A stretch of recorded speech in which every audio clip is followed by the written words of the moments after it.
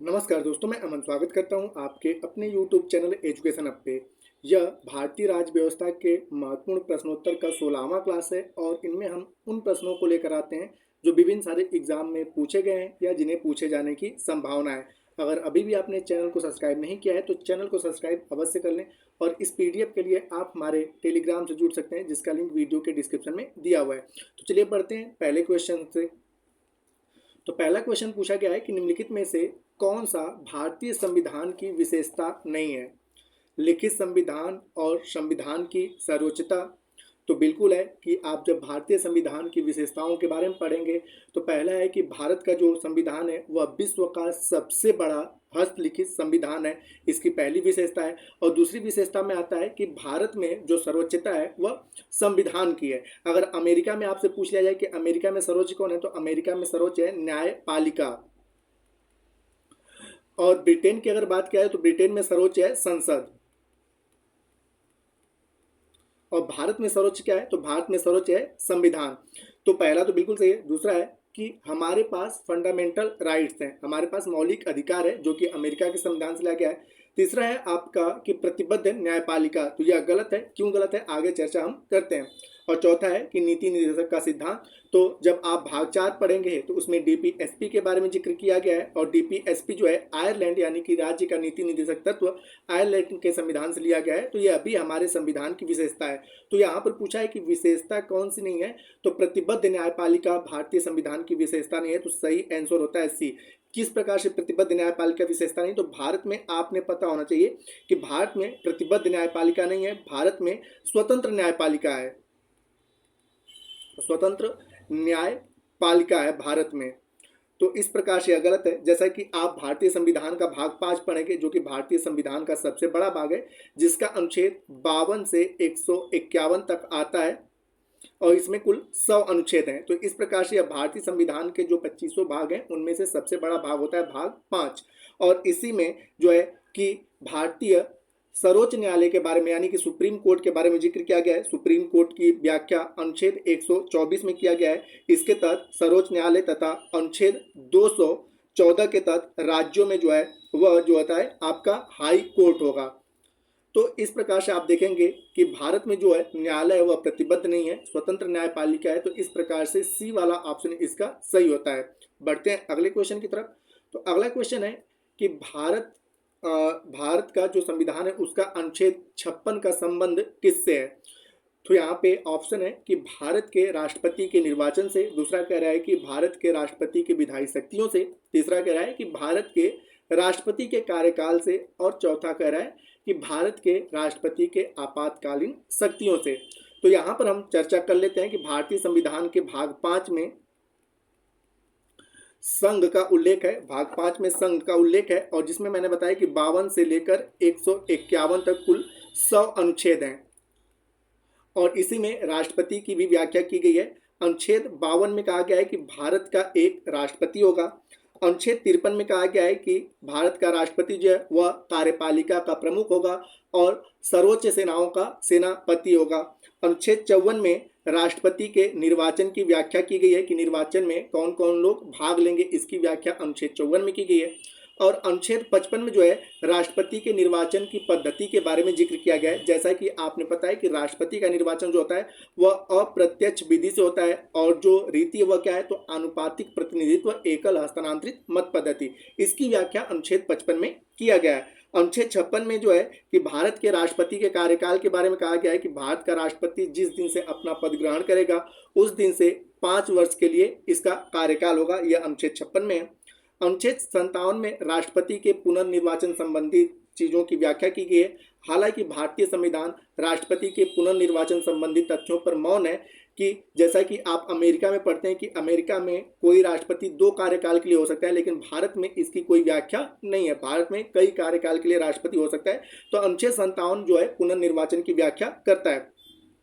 अनुच्छेद जो 58 है इसमें राष्ट्रपति की योग्यता के बारे में वर्णन किया गया है और अनुच्छेद जो है 59 जो है इसमें राष्ट्रपति के लिए क्या क्या शर्तें होंगी उसकी व्याख्या किया गया है। अनुच्छेद 60 में राष्ट्रपति के शपथ का उल्लेख है। जैसा कि आपने पता है कि राष्ट्रपति का शपथ सर्वोच्च न्यायालय का मुख्य न्यायाधीश या उसके अनुपस्थिति में कोई वरिष्ठ न्यायाधीश दिलाता है। और अनुच्छेद 61 में जो है वह कहा गया है कि राष्ट्रपति पर महाभियोग। और अनुच्छेद 62 में जो है कि पद रिक्त के दौरान क्या होगा, तो जैसा कि आपने पता है कि अगर राष्ट्रपति का पद रिक्त होता है तो उसके जगह पर कार्यवाहक राष्ट्रपति उपराष्ट्रपति होगा। अगर उपराष्ट्रपति भी नहीं है तो सर्वोच्च न्यायालय का मुख्य न्यायाधीश होगा। अगर वो मुख्य न्यायाधीश भी नहीं है तो उनमें से जो वरिष्ठ रहेगा वह उस पद को धारण करेगा। तो इसकी व्याख्या अनुच्छेद 62 करता है। हालांकि यहाँ पे पूछा गया है कि अनुच्छेद 56 का संबंध किससे है, तो जैसा कि मैंने बताया कि अनुच्छेद 56 का जो संबंध है वह राष्ट्रपति के कार्यकाल से है। तो यहाँ पर सही आंसर होता है सी।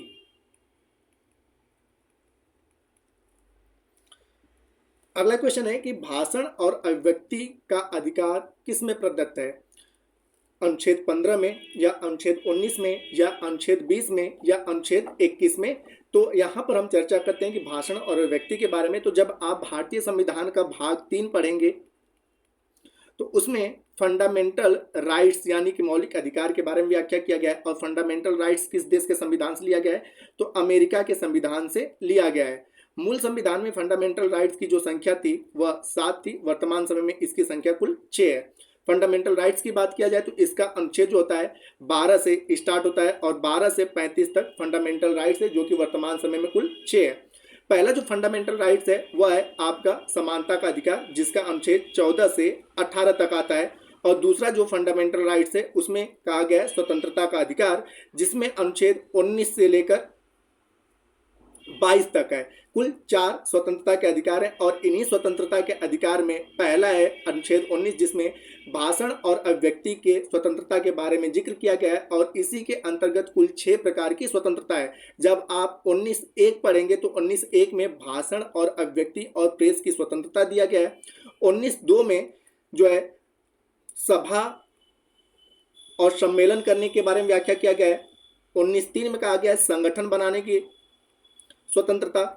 19(4) में कहा गया है कि पूरे भारत में घूमने की स्वतंत्रता। अनुच्छेद 5 ये कहता है कि निवास करने की स्वतंत्रता।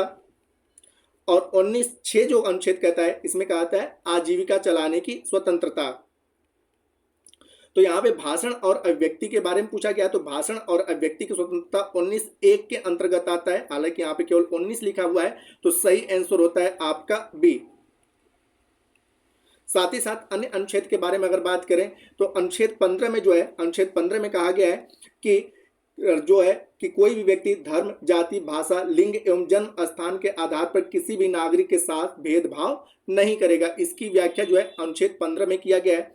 अनुच्छेद 20 की अगर चर्चा करें तो अपराधों के लिए दोषी संरक्षण की व्याख्या अनुच्छेद 20 में कहा गया है। और अनुच्छेद 21 में जो है प्राण और दैहिक स्वतंत्रता का जिक्र किया गया है। और अनुच्छेद 21 क की अगर बात करें तो इसमें शिक्षा के अधिकार को जोड़ा गया है 86वां संविधान संशोधन 2002 के तहत। तो हालांकि जो क्वेश्चन पूछा गया था उसके अकॉर्डिंग सही आंसर होता है बी।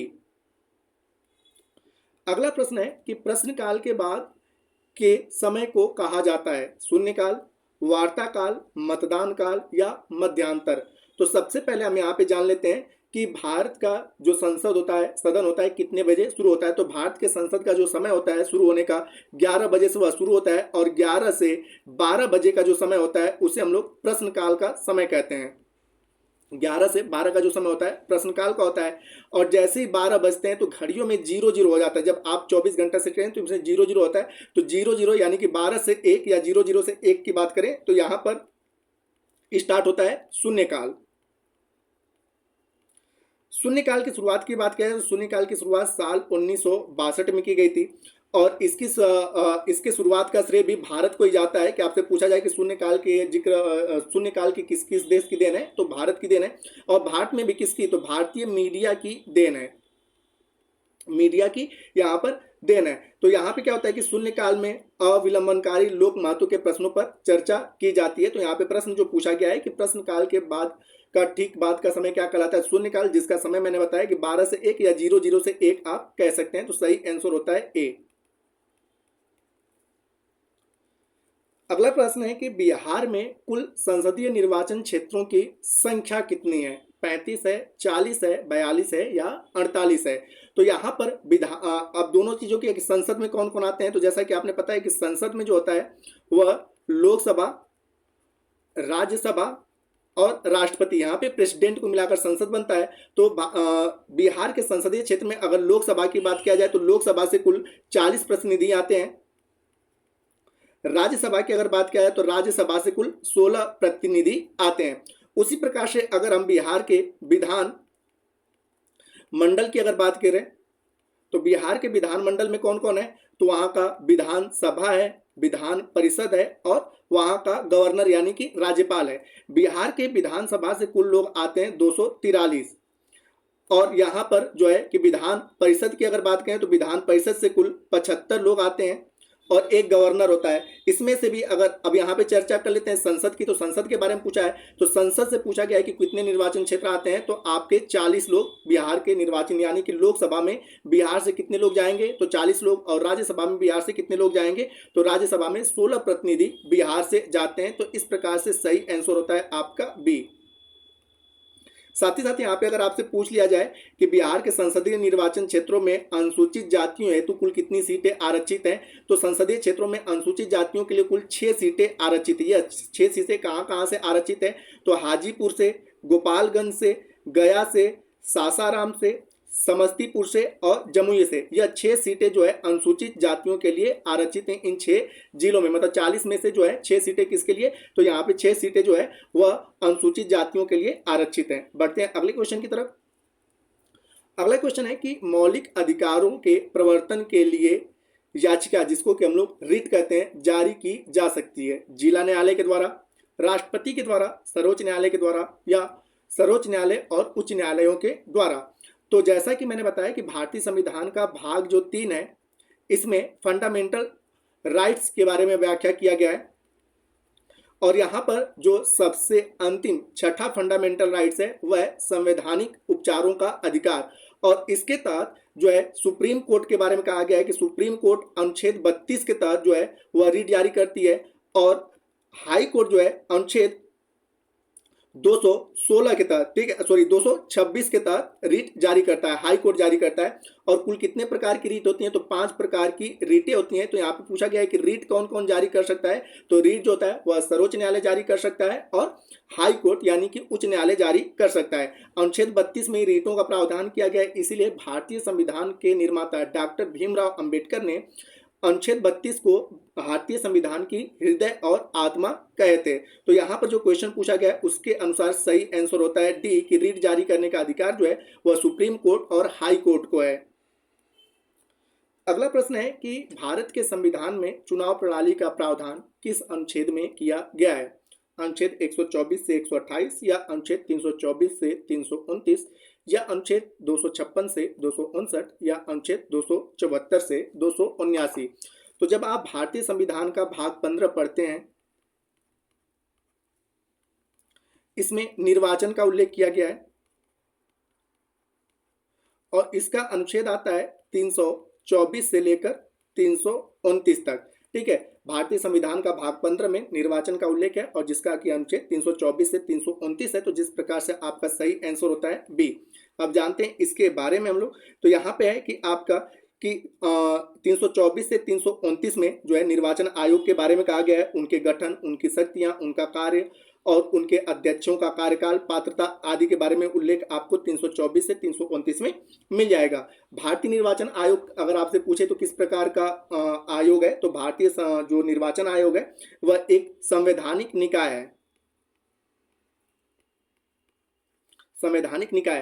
अब देखो यहाँ पे संवैधानिक निकाय किसे कहते हैं, तो जिसका उल्लेख संविधान में किया गया होता है उसे संवैधानिक निकाय कहते हैं और जिसका उल्लेख संविधान में नहीं है उसे संविधिक निकाय के नाम से जानते हैं। तो भारतीय निर्वाचन आयोग एक प्रकार से संवैधानिक निकाय है जो लोकसभा, राज्यसभा, विधानसभाओं, राष्ट्रपति, उपराष्ट्रपति के चुनाव की प्रक्रिया का संचालन करता है। चुनाव आयोग की स्थापना की अगर बात किया जाए तो चुनाव आयोग की स्थापना 25 जनवरी साल 1950 में किया गया था, जिसके कारण प्रत्येक वर्ष 25 जनवरी को राष्ट्रीय मतदाता दिवस के रूप में मनाया जाता है। जो निर्वाचन आयोग के सचिवालय की अगर बात किया जाए तो निर्वाचन आयोग का सचिवालय जो है वह नई दिल्ली में स्थित है। अगर आपसे पूछा जाए कि निर्वाचन आयोग में कुल कितने सदस्य हैं तो इसमें एक अध्यक्ष होते हैं और 2 इनके सहायक होते हैं। तो इस प्रकार से निर्वाचन आयोग में कुल सदस्यों की संख्या वर्तमान समय में कितनी है? 3 है। और यह कब से है? साल 1993 से है। इससे पहले निर्वाचन आयोग में केवल एक ही सदस्य हुआ करते थे, लेकिन साल 1993 में ठीक है 2 अन्य इनके सहायक सदस्यों को बढ़ा दिया गया। इस प्रकार से निर्वाचन आयोग में कुल सदस्यों की संख्या 3 है। बढ़ते हैं अगले क्वेश्चन की तरफ।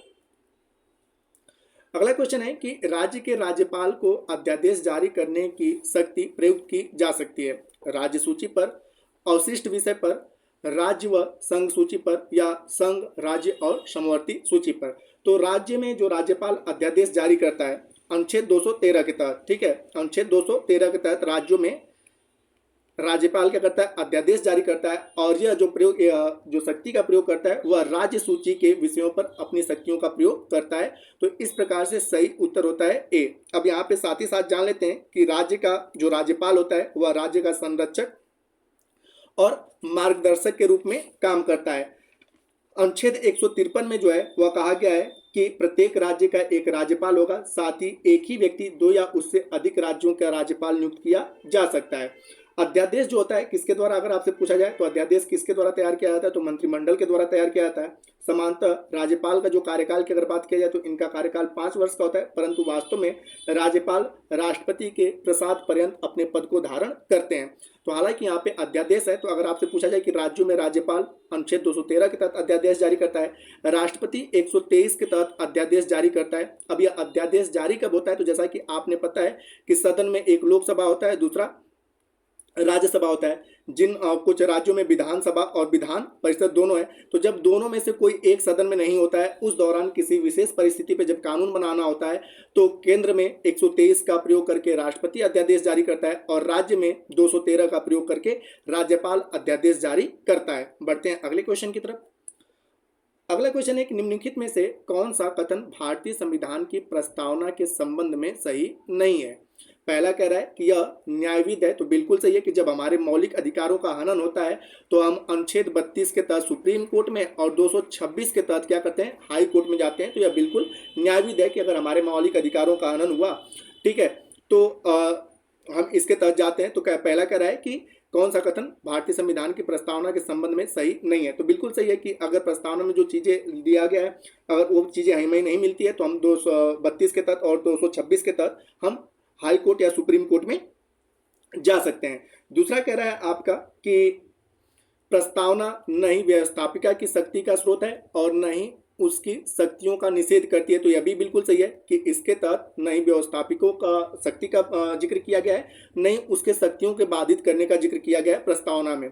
तीसरा कह रहा है कि प्रस्तावना भारतीय संविधान का भाग है, यह भी सही है। और चौथा कह रहा है कि प्रस्तावना में अभी तक सिर्फ 2 बार ही संशोधन हुआ है, तो यह गलत है, क्योंकि जैसा कि आपने पता है कि भारतीय संविधान की प्रस्तावना में अब तक कुल 1 बार ही संशोधन हुआ है और वह संशोधन कब हुआ था? तो 42वां संविधान संशोधन साल 1976 में।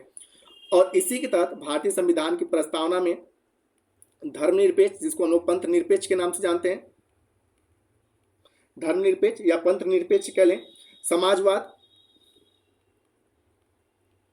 और अखंडता शब्द को जोड़ा गया है। तो यहाँ पर 2 बार संशोधन नहीं हो, केवल 1 बार संशोधन हुआ है। तो इस प्रकार से आपका पूछा है कि कौन सा सही नहीं है, तो डी वाला सही नहीं है। साथ ही साथ अब यहाँ पे जान लेते हैं कि एक है N.A. पल्लिक्कर। N.A. पल्लिक्कर ने जो है कि प्रस्तावना को संविधान का परिचय पत्र करके संबोधित किया है। भारतीय संविधान में प्रस्तावना का विचार किस देश से लिया गया? तो अमेरिका से लिया गया है। और प्रस्तावना की भाषा कहाँ से लिया गया है? ऑस्ट्रेलिया से लिया गया है। और यहाँ पर अगर पूछा जाए कि प्रस्तावना को सबसे पहले कब प्रस्तुत किया गया था, तो संविधान सभा की 3री बैठक हुई थी 13 दिसंबर को साल 1946 को जवाहरलाल नेहरू के द्वारा प्रस्तावना के उद्देश्य प्रस्ताव के रूप में प्रस्तुत किया गया। और यहाँ पर 22 जनवरी साल 1947 को संविधान सभा ने उद्देश्य प्रस्ताव को, ठीक है, 22 जनवरी साल 1947 को संविधान सभा ने उद्देश्य प्रस्ताव को भारतीय संविधान के प्रस्तावना के रूप में स्वीकृत किया। तो ये सारे प्रस्तावना के बारे में होते हैं। अब बढ़ते हैं अगले क्वेश्चन की तरफ। अगला क्वेश्चन है निम्नलिखित में से कौन सा कथन राज्य के नीति निदेशक सिद्धांत के विषय में सही नहीं है? पहला कह रहा है कि यदि कोई राज्य राज्य के नीति निर्देशक सिद्धांतों को लागू नहीं करता है तो उसके विरुद्ध न्यायालय में मामला दायर किया जा सकता है। यह बिल्कुल गलत है। किस प्रकार से गलत है हम चर्चा करेंगे। दूसरा ऑप्शन है कि गांधीवाद भी राज्य के नीति निर्देशक सिद्धांत का एक तत्व है, तो बिल्कुल सही है। तीसरा कह रहा है कि नीति निर्देशक तत्व जो है वह आयरलैंड के संविधान से लिया गया है, तो यह भी सही है। और चौथा कह रहा है कि यह सिद्धांत राज्य के लिए बाध्यकारी नहीं है, तो यह भी सही है। अब यहाँ पे बात करते हैं डीपीएसपी के बारे में। तो भारतीय संविधान का भाग जो 4 है उसमें डीपीएसपी का उल्लेख किया गया है और इसका अनुच्छेद जो है 36 से 51 तक है। और जैसा कि मैंने बताया कि यहाँ पे लिखा भी गया है कि यह आयरलैंड के संविधान से यानी कि आयरिश के संविधान से लिया गया है। जब आप डीपीएसपी के बारे में पढ़ेंगे तो अनुच्छेद 36 में जो है वह स्टेट की परिभाषा दिया गया है, यानी कि राज्य की परिभाषा दिया गया है। और अनुच्छेद 37 में पुनः कह दिया गया है कि राज्य का नीति निर्देशक तत्व जो है वह न्यायालय के द्वारा संरक्षित नहीं है। तो इस प्रकार से जो पहला वाला ऑप्शन है वह आपका गलत होता है। तो यहाँ पे यही चीज पूछा गया था कि कौन सा सही नहीं है, तो आपका पहला वाला सही नहीं है, बाकी सारे के सारे ऑप्शंस आपके सही हैं। तो सही आंसर होता है ए।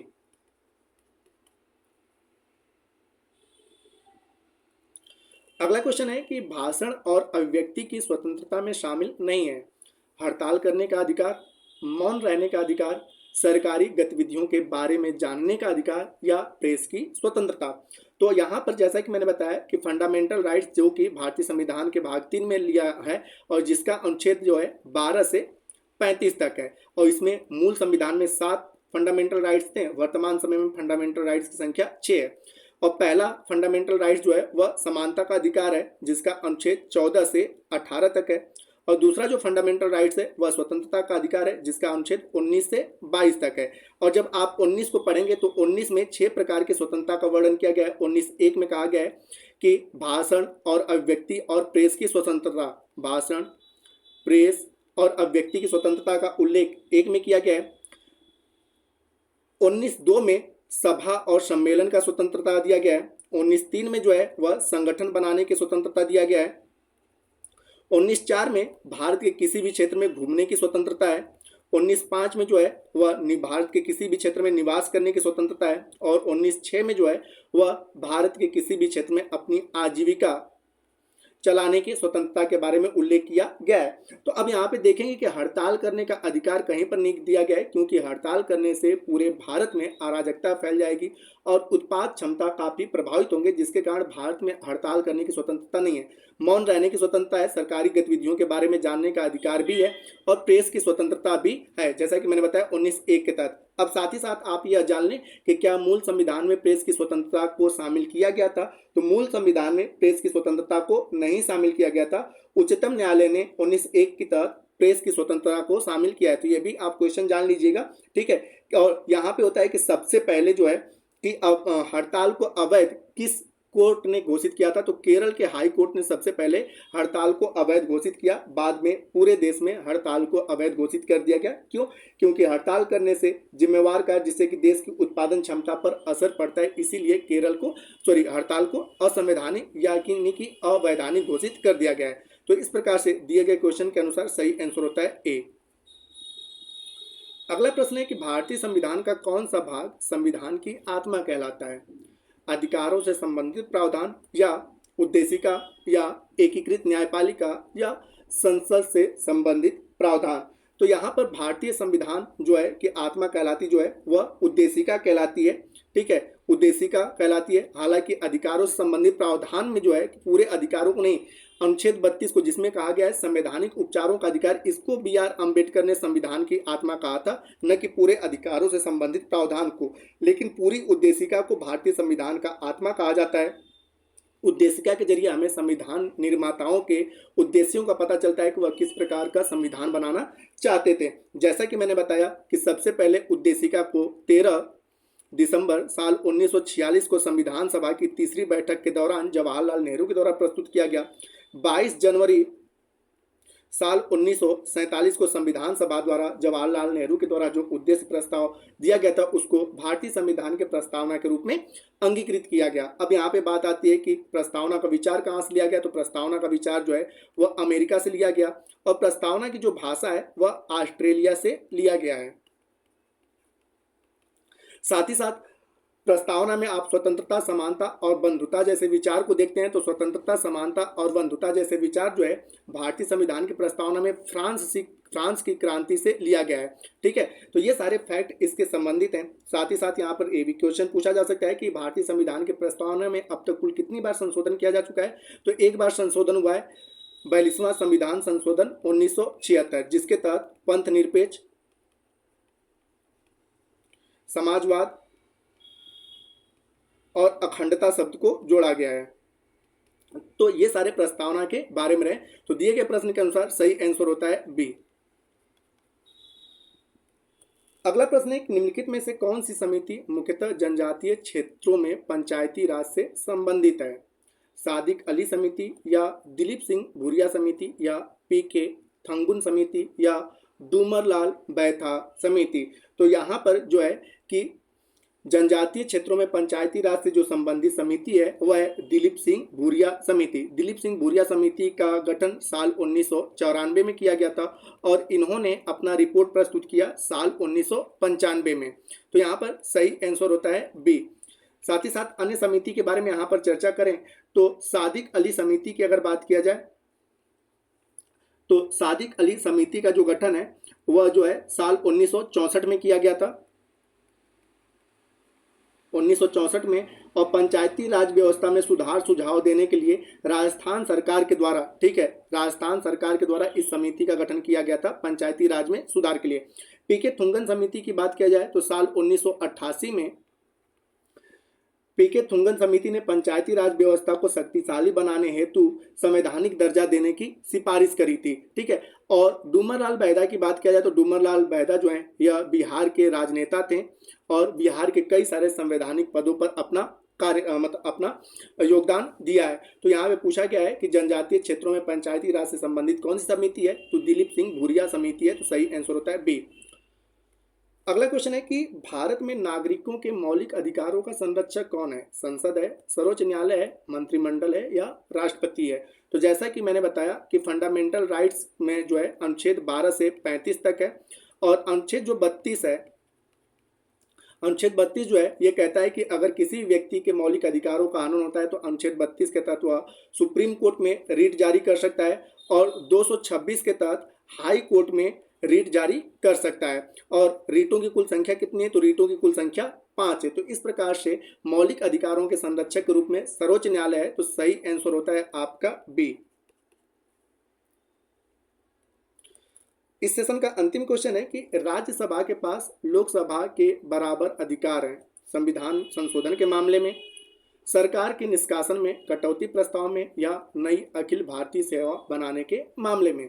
तो सबसे पहले यहाँ पे जानते हैं कि नई अखिल भारतीय सेवा बनाने के मामले में सबसे अधिक शक्तियाँ राज्यसभा के पास होती हैं। कटौती प्रस्ताव और सरकार के निष्कासन में सबसे अधिक शक्तियाँ जो होती है वह लोकसभा के पास होती हैं। संविधान संशोधन में अगर बात किया जाए तो संविधान संशोधन में राज्यसभा और लोकसभा दोनों के पास बराबर अधिकार होते हैं। अब यहाँ पे बात किया जाए कि अन्य कुछ विधेयक भी, तो जैसा कि संविधान संशोधन विधेयक हो गया और वित्त विधेयक हो गया, इस पे राज्यसभा और लोकसभा का समान अधिकार होता है। लेकिन धन विधेयक हो गया और साधारण विधेयक हो गया, ठीक है, तो इस पे समान रूप से लोकसभा का अधिक अधिकार होता है। तो यहाँ पे पूछा गया है कि राज्यसभा के पास लोकसभा के बराबर अधिकार किसमें है? तो संविधान संशोधन में है। तो सही आंसर होता है ए। तो दोस्तों ये था भारतीय राज्य व्यवस्था के महत्वपूर्ण प्रश्नोत्तर का 16वां सीरीज। उम्मीद करता हूं कि आपको यह वीडियो पसंद आया होगा। वीडियो पसंद आए वीडियो को लाइक करें, कमेंट करें तथा अपने दोस्तों के साथ शेयर करें और चैनल पर नए तो चैनल को सब्सक्राइब अवश्य करें तथा इस पीडीएफ के प्राप्त करने के लिए आप हमारे टेलीग्राम से जुड़ सकते हैं जिसका लिंक वीडियो के डिस्क्रिप्शन में दिया हुआ है। तो वीडियो के अंत तक बने रहने के लिए धन्यवाद। मिलते हैं जल्दी नेक्स्ट वीडियो में।